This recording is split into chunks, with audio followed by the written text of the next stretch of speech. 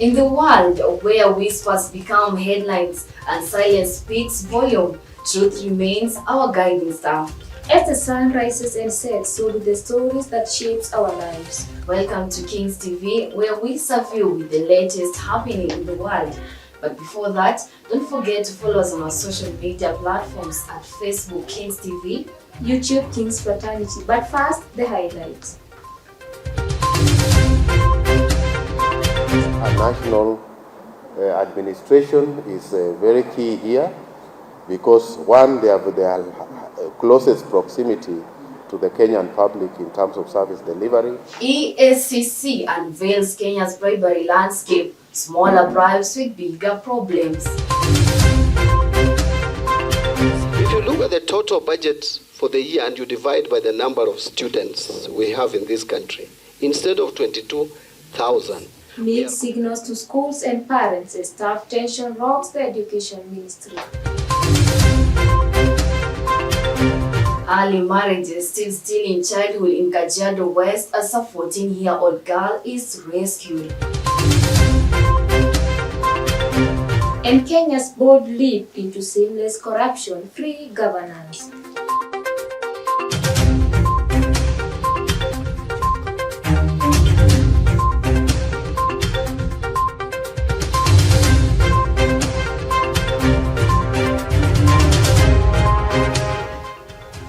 I am Beatrice Award. And I, Jane Givir. And this is the Pulse of the Nation. Tell one headline at a time. Welcome to the broadcast.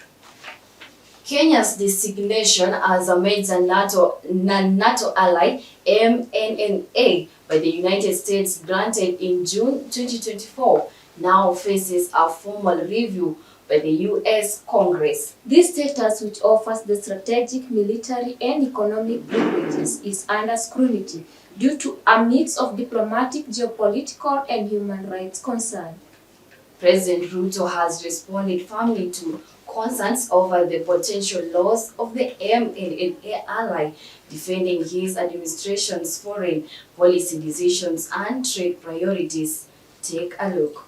It is a reckoning time for Kenya as the United States move to roll back military and intelligence ties in a dramatic turn due to its growing diplomatic blunders, suspected links to rogue armed groups, and troubling human rights concerns that have rattled Washington just a year after discussing the honor. Top among the range of concerns are Nairobi's linked to non-state armed groups and violent extremist organizations, Sudan's notorious Rapid Support Forces, the RSF, and Al-Shabaab, in addition to Kenya's non-global alignments with China, Russia, and Iran. Not only that, but also the recent Kenya's twisted handling of a recent unrest is now under the spotlight, with the use of assessment flagging serious human rights concerns that include abductions, torture, renditions, and general violence against civilians. Among it all, the shocking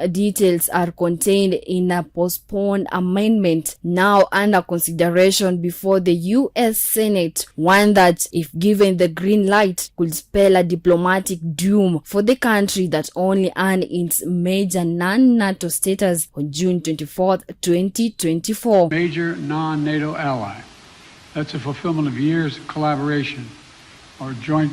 Having that major NATO ally of the U.S. regarded as one of the highest level of military partnership that Washington offers to the countries outside the formal NATO alliance, and comes with the financial benefit of accessing the U.S. defense equipment. Due to this, a Republican politician and Idaho Senator Jim Rick has tabled amendment seeking the compel top U.S. national security and foreign policy agency to launch a full reassessment of Kenya's standing, citing concerns over its global alignments and the way it has been deploying American support. If all are adopted, the measure will direct the U.S. Secretary of State, in a condition with the Secretaries of Defense and Treasury, together with the Director of National Intelligence, to launch a formal review within 90 days of the bill enactment. The findings will then be submitted in a Congress not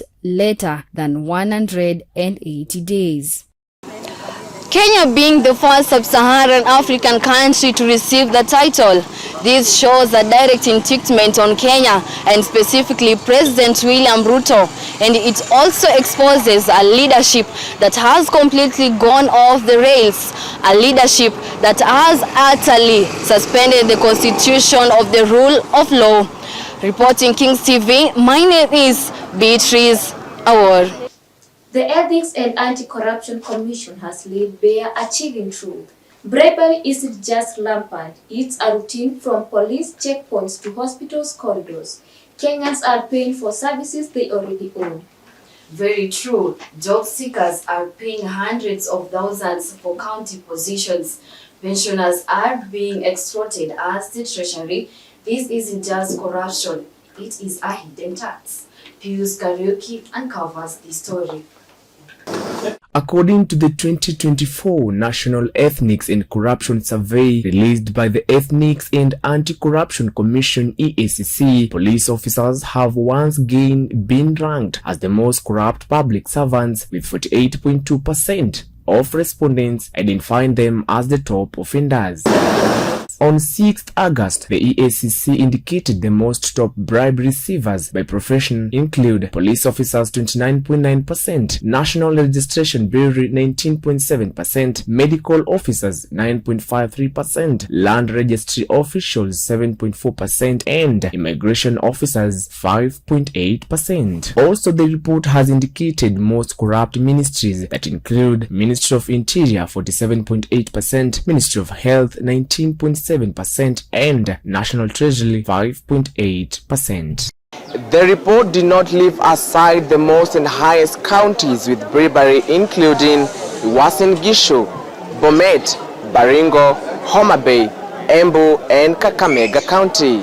According to the survey, nearly half of all respondents who encountered public officials admitted to the experiencing corruption involving police officers. The report cites frequent demands for bribes during traffic stops, arrests, and even basic assistance as key drivers of these statistics. We want to also ask for greater oversight by government agencies, our political leaders, the public, the international community, so that we can use this kind of information. Alarmingly, this trend has remained consistent across multiple years, suggesting that past reforms and oversight have yet to curb systematic misconduct.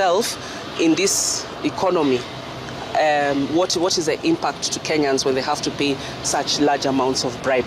In response, EACC officials are calling for the strengthening of the Independent Policing Oversight Authority (IPOA), better protection, and a national conversation around ethics in service delivery. The commission insists that combating graft begins not just with arrest but with cultural change. We continuously invest in the digitization of the public services across government as a way of minimizing, the paying of bribes in order to get a service. This isn't just a statistic, it is a wake-up call, a call for accountability, transparency, and a bold action. Until integrity becomes our culture, corruption will remain our reality. Pius Kariuki, Kings TV, Nairobi. The Social Health Authority (SHA) has officially scrapped one-time passwords. From now on, every approval, every access must be biometric. Health Cabinet Secretary Aden Duale made this announcement at Kenyatta University Hospital, saying this system will cut queues, paperwork, and corruption. Now, over 25 million Kenyans are already registered, and the message is clear. If you want care, bring your fingerprint, not your phone. Take a look. Kenya's Social Health Authority (SHA) officially shifted to biometric verification for health services on 4th August this year, making a major shift in how patients are identified and approved for treatment. This move was announced by Health Cabinet Secretary Aden Duale at Kenyatta University Teaching, Referral and Research Hospital, where he declared that SHA will no longer accept one-time password (OTP) for authorization. Instead, biometric health IDs, primarily fingerprint, based would be used across all level 4, 5 and 6 healthcare facilities nationwide. The government of Kenya through SHA is today rolling out biometric identification and verification for all SHA beneficiaries across the country. The shift to biometrics was promoted by widespread issues with the OTP systems, which had been introduced in October the year 2024 when SHA replaced the National Health Insurance Fund (NHIF). Initially, the government believed OTP would reduce fraud, but they quickly proved unreliable. Patients experienced delays due to the network glitches, especially in the emergency situations, and healthcare providers struggled with the system's downtimes and verification bottlenecks. Tumeweka pesa ya serikali kwa budget shilingi bilioni 21 ya matibabu ya Wakenya. These challenges led to frustration and even out-of-pocket payments by patients who couldn't wait for OTPs. Before the OTP phase, Kenya had been already invested heavily in biometric infrastructure under NHIF. Hospitals had installed biometric readers and collected fingerprint data to verify patients. However, the system was abandoned after reports of fraud. Some healthcare providers were accused for misusing biometric data to file claims fictions of patients. This month, over 25 million Kenyans have registered under SHA, which nearly 10,000 healthcare facilities. The biometric system is now fully operational in major hospitals, and the government is onboarding smaller facilities to ensure nationwide coverage. SHA shifting from SHA to biometric. Is that a good hope that Kenyans won't struggle again with these SHA to their health matters? Reporting for Kings TV, my name is Moses Wanchiko. Kenya's digital gateway is under siege. The e-citizen platform, once held as a tech triumph, is now the scene of a billion-shilling heist. As Auditor General Nancy Gathungu says, over 44.8 billion Kenya shillings collected through e-citizen is missing. This isn't just a scandal, it's a breach of public trust and betrayal. And unless someone answers, Kenya's digital future may be compromised. Cynthia Nyambura reports.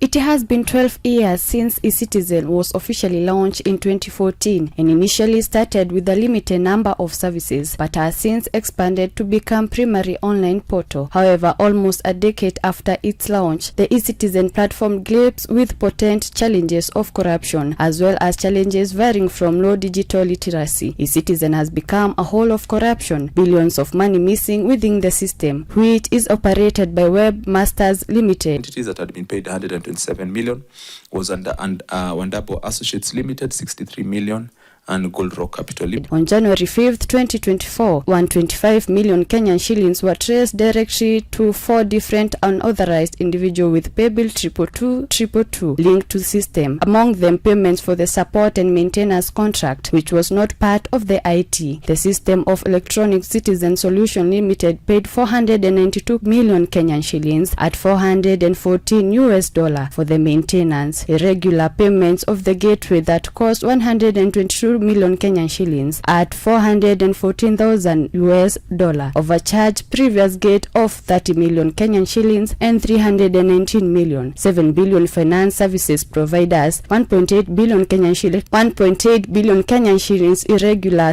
collection of convenience fee, collection of unapproved account pesa flow of 68.7 million Kenyan shillings at $48,000. Tourism funds as at 30th June 2024, 2.23 billion Kenyan shillings. Amount collected at as 30th June 2024, 1.72 billion Kenyan shillings. Refits 515 million, at least shillings 11 billion diverted to private accounts, 10 billion lost and 2.5 billion collected illegally. from business permit to passport application, SHA payments, and among others. E-Citizen was launched to ease in government services. But with the recent report about theft of billions, the question remains who will be held accountable, or this will be another forgotten scandal. Reporting for Kings TV, Kiambu County, Cynthia Nyambura. Inside Jogo House, the Ministry of Education is in disarray. Cabinet Secretary Julius Ogamba is increasingly sidelined by his own principal secretaries Julius Bitok and Basic Education PS, Beatrice Inyangala, the University PS. They are issuing conflicting directives, undermining each other publicly, and creating chaos across the education sector. Brenda Kinoti takes through the story.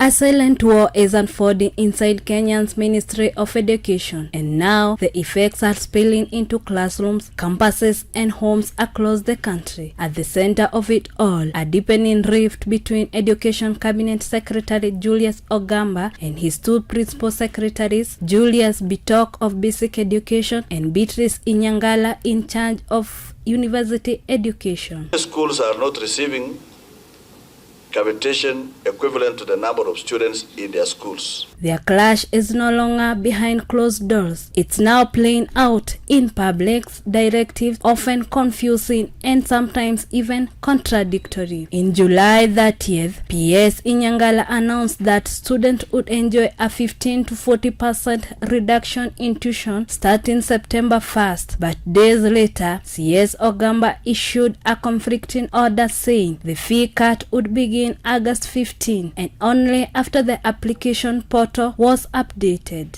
The ministry is currently, as I've said, developing the KEMIS system to collect, manage and analyze education-related data from basic education to tertiary education to ensure efficiency. Now, students are unsure, parents are frustrated, and institutions are left guessing what policy to follow. Kwa majina magu naitwa Mzee Mastarehe. Nimetoka lile jiji la Embu. Mimi ni mzaliwa wa huko na wana huku. Hiyo mambo ya masure nimemasikia sana na mkisema wazazi malipe mawalimu manaona mamimi matasidwa. Kwa sababu mamimi ni mahasora, manapata mamia 200, manasidwa na manaona ama masure ama ni makuchakula. So unaonelea aje wa free education iendelea? Mimi naonelea serikali iendeleshe free education. Ndio sisi watoto wa mau tuweze kusomesha watoto wetu. Ndio. In July 17, PS Bitok dismissed an Auditor General's report that flagged 3.7 billion Kenya shilling lost to ghost students. PS Bitok appeared to brush off the claims, but CS Ogamba called for immediate investigations, even urging the DCI to step in. While Bitok insists free primary and secondary education is fully funded, Treasury and Ogamba have admitted there is a budget shortfall and that per student funding is actually going down. When it comes to the new competency-based curriculum, CBC, even core subjects like mathematics are now a point of disagreement. Bitok said it won't be compulsory unless a student picks a STEM pathway. Ogamba reversed that, declaring maths is mandatory for everyone, just at different levels. Assure the country that the policy on free primary and secondary education has not changed. The government will continue financing education through capitation as it has been over. As students prepare for the next term, confusion hangs in the air, leaving the future education unclear. The question is, who is actually leading the ministry? Kings TV, my name is Brenda Kinoti.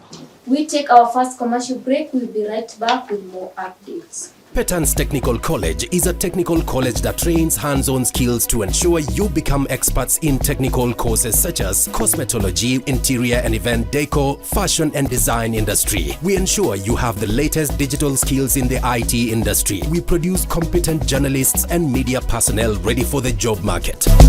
Travel the world through our certified assistant caregiver course. Visit us at Kiambu, Petans Plaza and in all our branches. Call us today on 0707 490 390.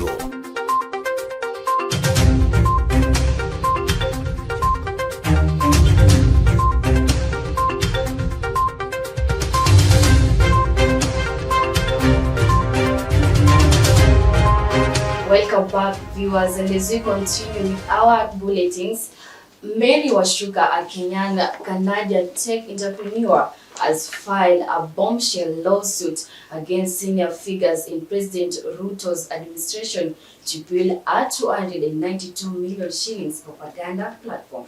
Washuka has now claimed that this has led to the revocation of her Kenyan passport with no official explanation about it. Felix Mbogo with the detail.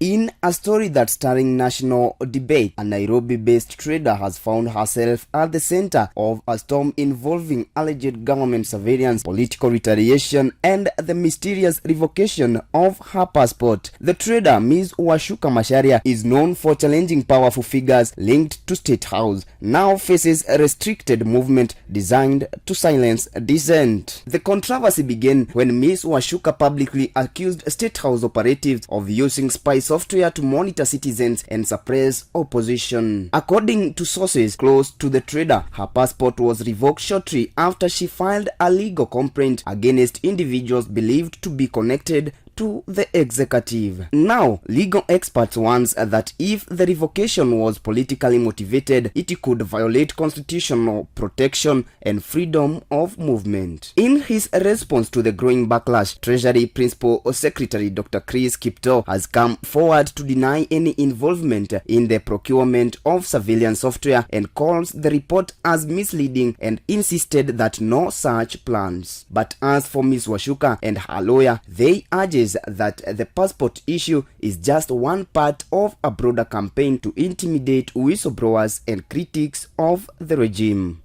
As the nation watches closely, the question remains, is this an isolated incident or a glimpse into deeper of more troubling reaction?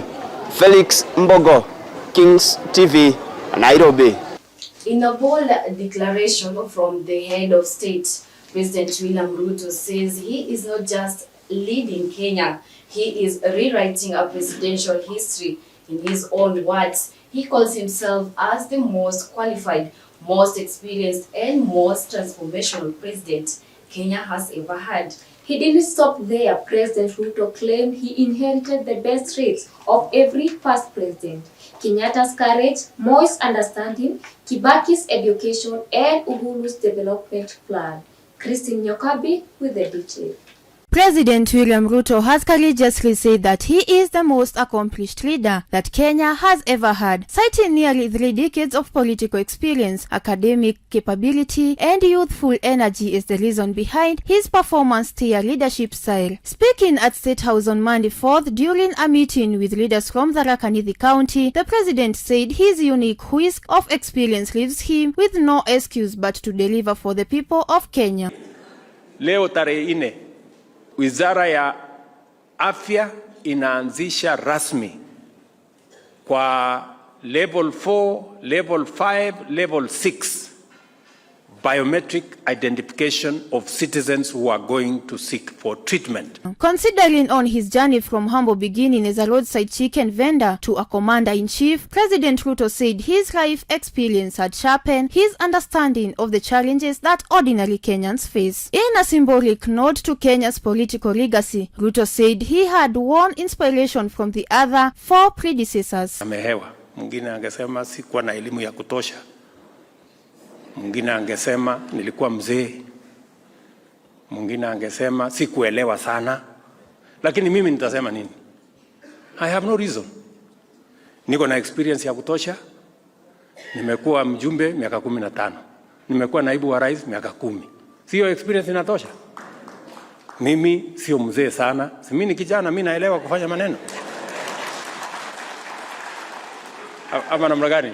As part of that transformation agenda, Ruto announced that procurement for the long overdue reconstruction of the infamous Nithi Bridge will begin immediately. President Ruto also defended his controversial affordable housing initiative, calling it one of the toughest yet most important decisions he had ever made, and it is a move that will redefine Kenyans' future. So hii Nithi Bridge mimi nitatengeneza. Mnanisikia? Hii Nithi Bridge mimi nitatengeneza. Inahitaji shilingi bilioni 7, ni pesa nyingi. Lakini juu chini, kulia na kushoto, mbele na nyuma, lazima nitengeneze hiyo bridge. As the 2027 election approaches, debate about his leadership will intensify, examining his achievement and how it has benefited the nation. Wamboi Nyokabi, Kings TV. Kenya's healthcare crisis deepens as doctors strike in Kiambu County, and now the Kenya Medical Practitioners, Pharmacists and Dentists Union wants 13 hospitals shut down. Intern doctors says they have been left unsupervised in critical departments, unable to complete mandatory training and forced to down their tools. The Kenya Medical Practitioners, Pharmacists and Dentists Union KMPDU has demanded the immediate shutdown of 13 hospitals in Kiambu County, noting a worsening healthcare crisis as the doctor strike in the development unit enters its 71st day. In a letter addressed to Health Cabinet Secretary Eden Duale and the CEO of the Kenya Medical Practitioners and Dentists Council KMPDC, Dr. David Kariuki, KMPDU Secretary General David Atela warned that patients' lives are at risk due to the absence of qualified consultants in Kenya health facilities. According to Dr. Atela, intern doctors in these hospitals are also unable to undergo the mandatory assessment critical for their training, while newly hired contract doctors say they cannot function effectively under the current conditions. One is now calling on the Health Ministry and KMPDC to act urgently to safeguard both patients' welfare and the standard of medical training in the county. The hospitals that KMPDU wants to be closed include Kiambu Level 5, Thika Level 5, Gatondo Level 5, Tigoni Level 4, Ruiru Level 5, Igegania Level 4, Kihala Level 4, Rusengeti Level 4, Karori Level 4, Gashororo Level 4, Githunguri Level 4, Wangige Level 4, and Lari Level 4. This comes as medical officer interns at Gatondo Level 4 Hospital down their tools aimed the ongoing doctor strike in Kiambu County, citing unsafe working conditions and lack of supervision. The interns say they have been left without senior doctors in critical departments, making it impossible to proceed with their training or ensure patients' safety. They are demanding that the time already spent be fully recognized in their internship logbooks and evaluated in accordance with KMPDC guidelines. These developments add the pressure on the Ministry of Health and KMPDC, who are already facing calls from KMPDU to shut down 13 hospitals across the county. Reporting for Kings TV, Frida Kahiga, Kiambu County. Kenya Kwanza lawmakers have launched a fiery defense on the Hustler Fund, dismissing the Kenya Human Rights Commission report as malicious propaganda. The KHRC on their side claims the fund loses 340 Kenya shillings for every 500 Kenya shillings borrowed by Kenyans with a default rate of 68.3%. Jacqueline Mudhoni breaks the story down.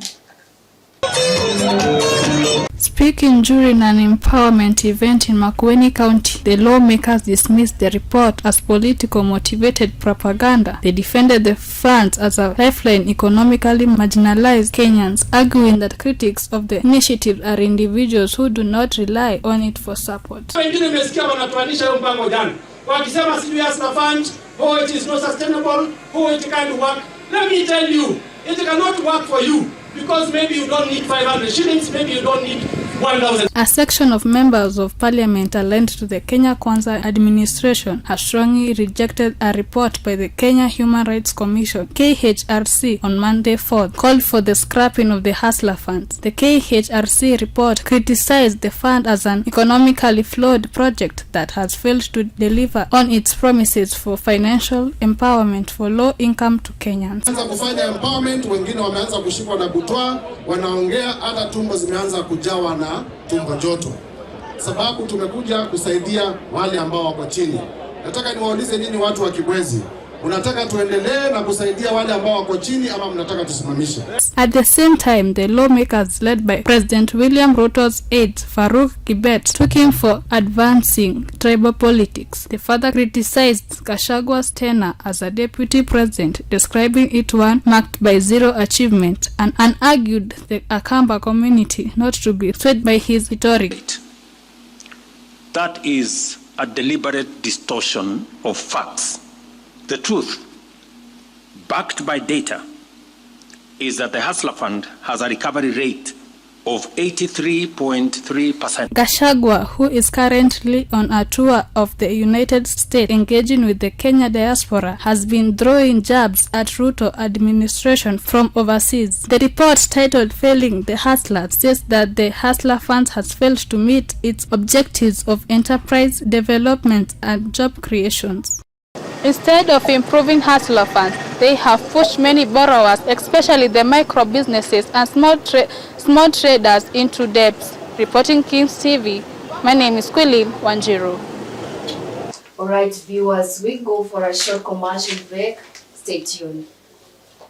Petans Technical College is a technical college that trains hands-on skills in courses such as hotel and catering, making you an expert in 4-star and 5-star hotels, automotive engineering, where we train with modern vehicles. We offer training in electrical installation and plumbing, as well as CCTV camera installation. Travel the world through our certified assistant caregiver course. Enroll with us today on our Facebook page or visit us at Kiambu, Petans Plaza, and in all our branches. Call us today on 0707 490 390.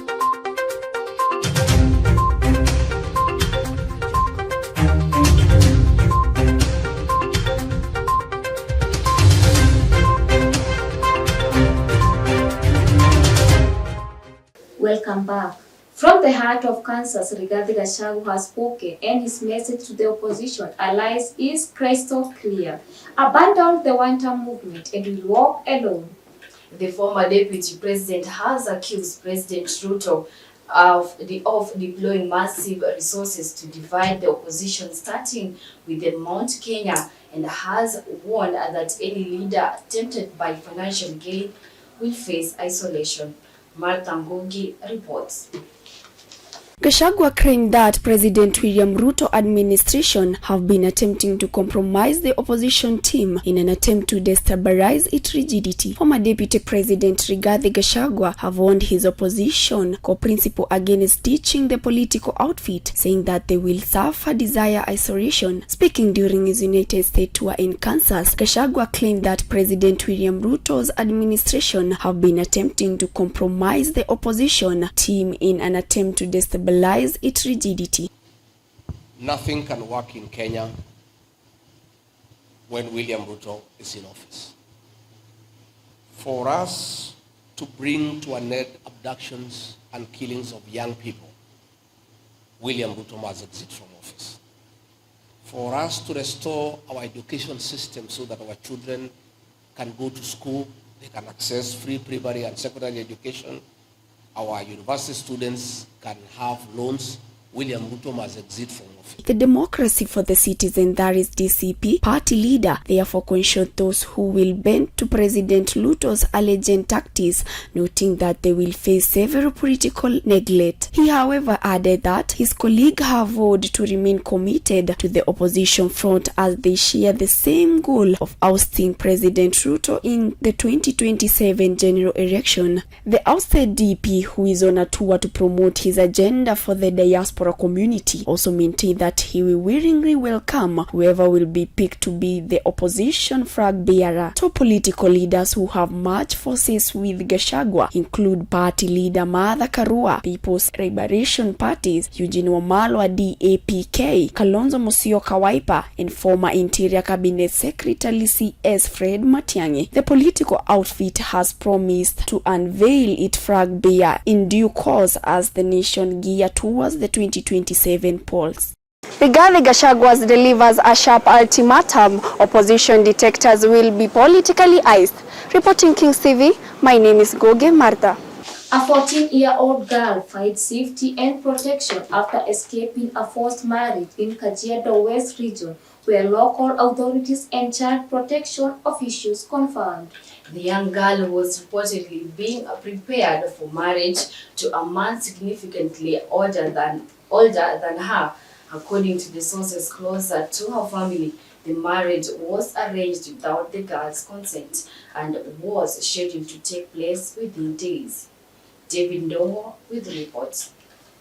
In Olekemunke, Kajiado West, a 14-year-old girl has found safety after escaping a forced marriage. This young girl, whose identity we are withholding to protect her privacy, had been living in fear of being married off at a young age, facing a difficult situation at home. She bravely fled to her maternal grandfather seeking for safety. Her suffering was noticed by a non-government organization operating in the region. It's understood that the organization learned about her situation after seeing the story indirectly through a local television broadcast. Kupitia ujumbe tuliopata kupitia runinga ya Citizen TV, tumejitolea kuhakikisha kila msichana amepewa nafasi kikamilifu ya kuhakikisha ya kwamba amesoma ili at least aishi maisha ya maana bana. Realizing the emergency and sensitivity of the young girl, the swiftly intervened to ensure her safety and well-being. This case is part of a disturbing pattern. Authorities in Kajiado West are reporting an alarming increase in the numbers of young girls being forced into early marriages. Cosmas Kareya, the area's children's officers, is appealing for a greater collaboration among families, communities, and government agencies to address these deeply concerning trends and safeguard the futures of young girls in the county. He emphasized that with necessary support and protection, these rescue girls, like many others, she will have the opportunity to pursue her education and build a brighter future. Ambayo inasumbua watu katika sehemu hii. Unakuta bado watu masomo ni kusukumiwa, lakini tunashukuru kwa maana mumeleta mwangaza huo na tunafanya kazi mzuri pamoja. Nampayo Koreata, an activist from Narok, also shared her stories. She experienced gender-based violence, including being married at 16, which forced her to drop out of schools. Rights and fights against gender-based violence. Nampayo owns journey of transforming her painful experience into a source of hope and empowerment for women in the Ololunga area. Serves as a powerful reminder of the importance of speaking out and fighting for justice. Jina naitwa Nambayo Koreata. Mimi ni mwanaharakati. Mimi ni champion. Na tena mimi ni naisasema mimi ni mpiganiaji wa haki wa wanawake wa Maasai. The girl rescue is a victory, but many others are still at risk. This raises critical question. What collective steps will we take to ensure that girls can get an education and a safe future? Reporting for Kings TV, my name is Jenga Njongo. Siaya politics takes a dramatic turn after a viral letter was seen claiming Governor James Orengo has resigned from work, but Speaker George Okonde says it's pure fiction. The speaker confirmed that Orengo is out of country on personal matters, but also insists there is no vacant, and also dismissed public petition demanding clarity, calling them legally baseless and politically motivated.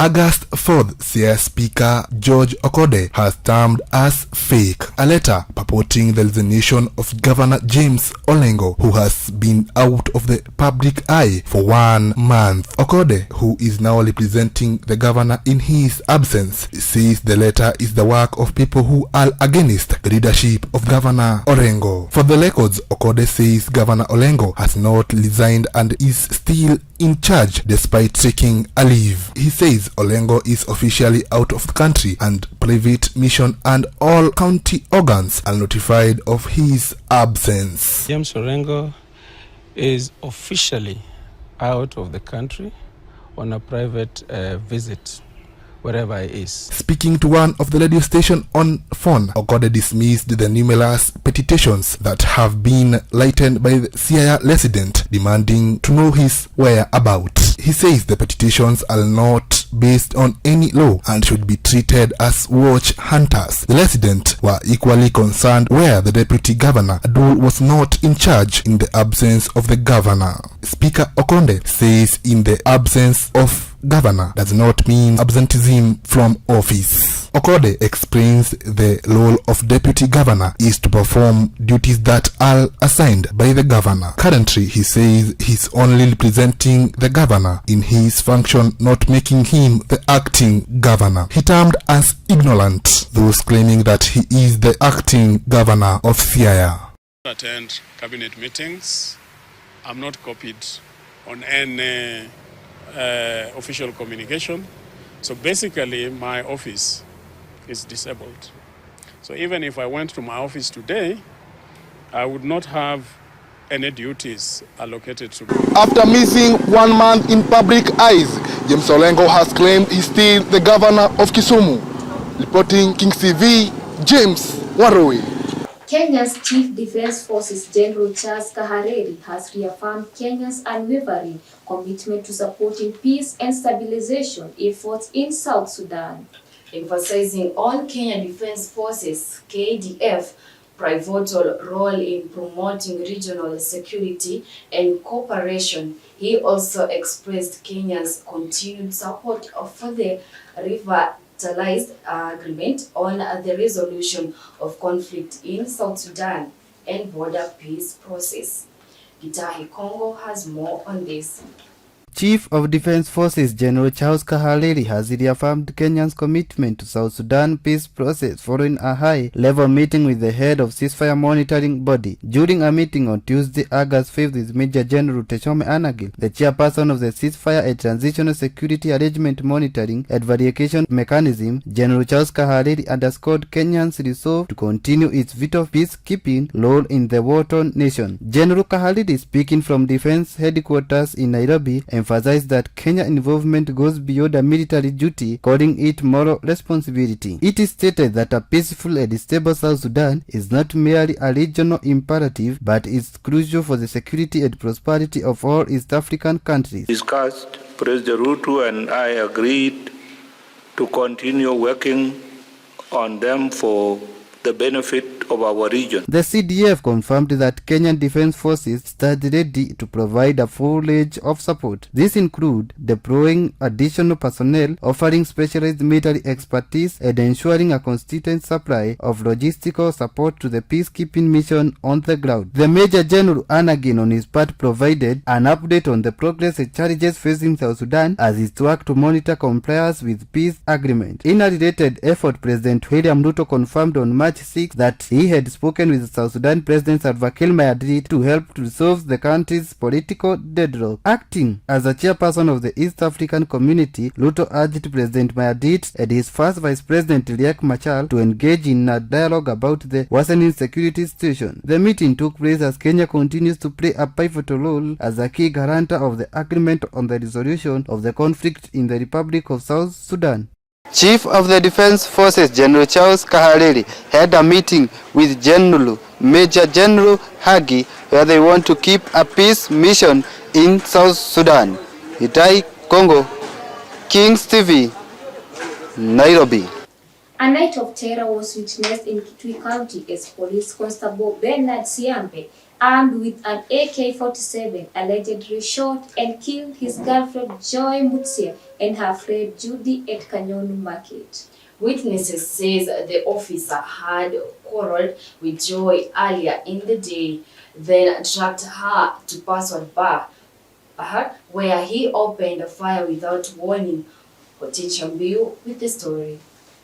A police constable in Kitui County is on run after shooting and killing his girlfriend Joy Mutisi and his friend Judy, following a heated dispute at a bar in Kinyonyo Market on Sunday night. The police officer, identified as Bernard, reported left his post at Kinyonyo police station aimed with an AK-47, lifted, stormed into the bar with Joy was socializing, and later pursued her to a nearby house where he shot both women dead. Kali alikuwa ameanza kunywa mchana. Najua kaenda kupatiwa aingie duty ya usiku. Na mwenye kumpatia alikuwa anamuona ni mlevi. Naomba serikali msipatie mlevi hiyo kitu. Hiyo kitendo ni baya sana. Kana yule mtoto amewachiliwa hapa ni mdogo sana. Na mwenye kuacha mtoto alikuwa anasaidia yule mwingine. Hakuwa na hiyo makosa. Sio rafiki hiyo msichana, sio hiyo askari. Kwa hivyo naomba serikali muangalie sana. Hiyo kitendo askari kupiga watu kama mbuzi sio mzuri. Police recovered the weapon in a thicket along the Matu Road by the suspect remains at large. A manhunt in underway and authorities have raised concern about mental health challenges within the police service. Reporting Kings, Hoten Shambu. We take another commercial break. We'll be right back with business news.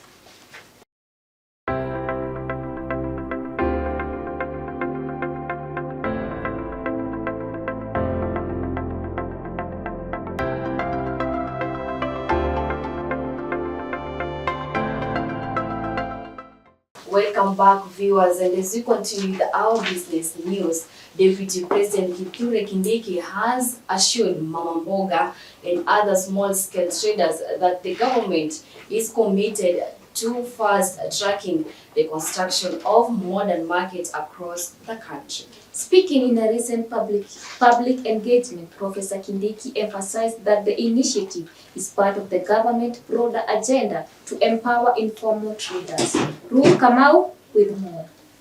Deputy President Kithure Kindiki has assured Mama Mboga and other small-scale traders that the government is accelerating construction of modern markets and provision of grants in a bid to boost their businesses and raise income. The Deputy President said the 400 modern markets under construction across the country is in line with the realization of the administration's bottom-up economic transformation agenda geared at improving the lives of the majority of Kenyans, especially women who are the bedrock of the nation's economy. In the next 1 year, you will not believe what will be happening here.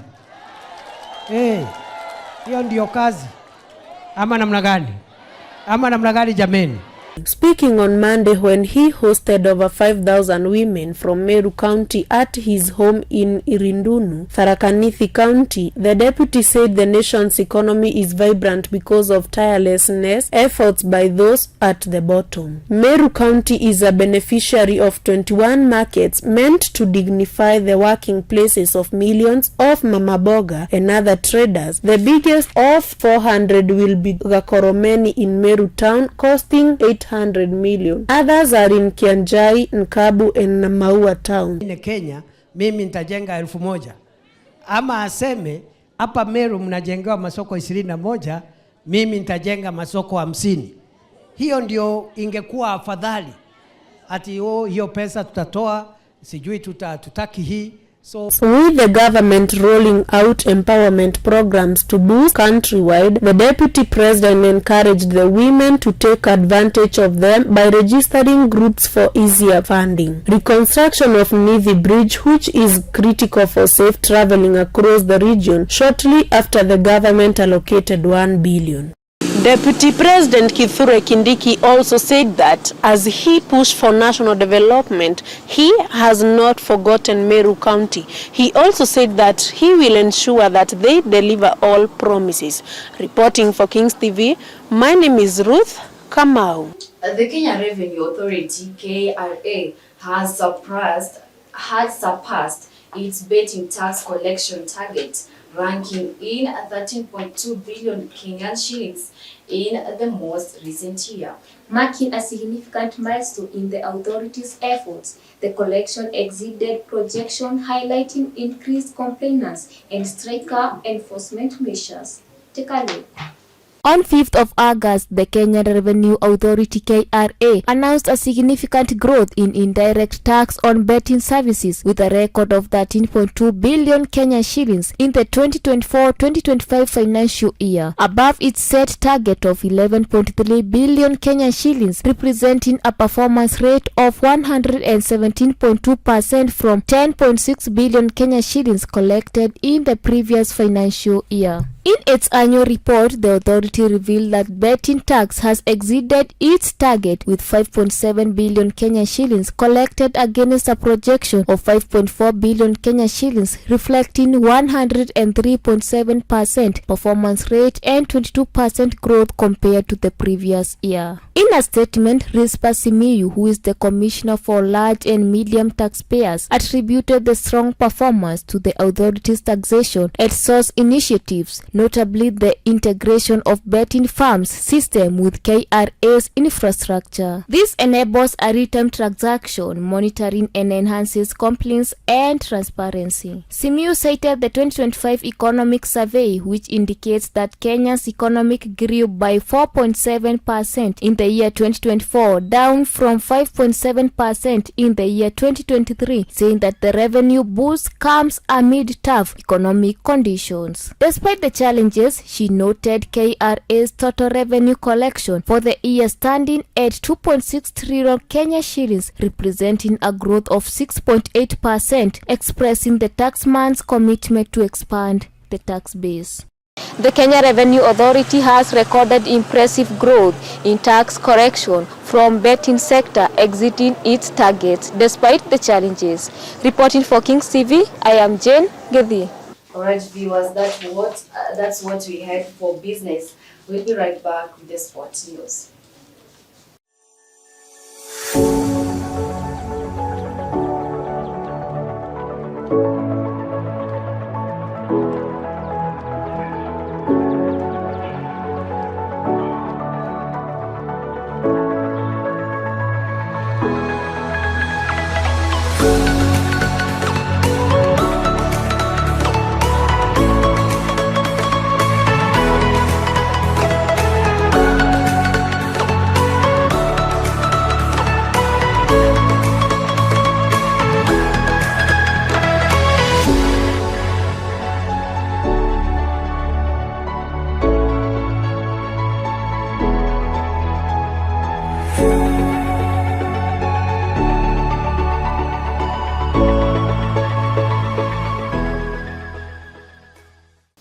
Welcome back.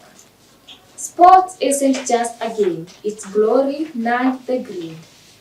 It's where passion meets pressure and heroes are forged with seconds. Welcome to the sports news with our sports reporter Felix Mbong.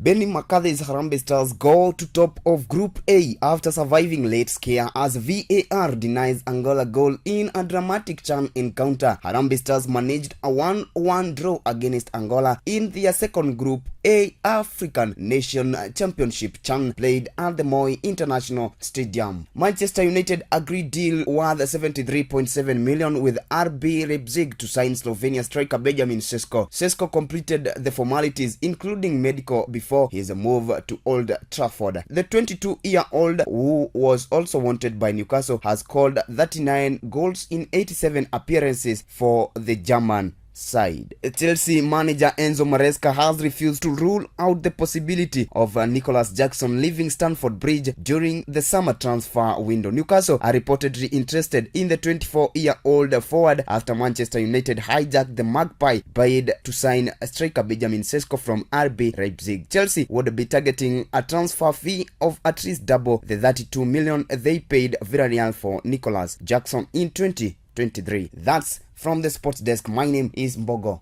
Felix. Alright viewers, thank you for tuning in. That's all we had for today. But before you leave, don't forget to follow us on our social media platforms at Facebook, Kings TV, YouTube, Kings Fraternity. I was Beatrice Howard. And my name is Jane Gedi. Bye bye and stay tuned.